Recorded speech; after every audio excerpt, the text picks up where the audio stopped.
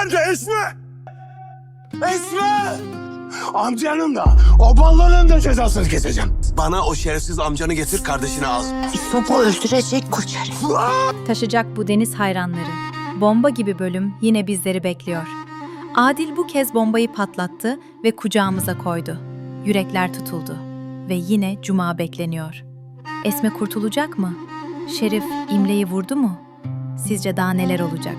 Yorumlarda buluşalım. Takip etmeyi ve beğeni atmayı unutmayalım. Birlikte varız.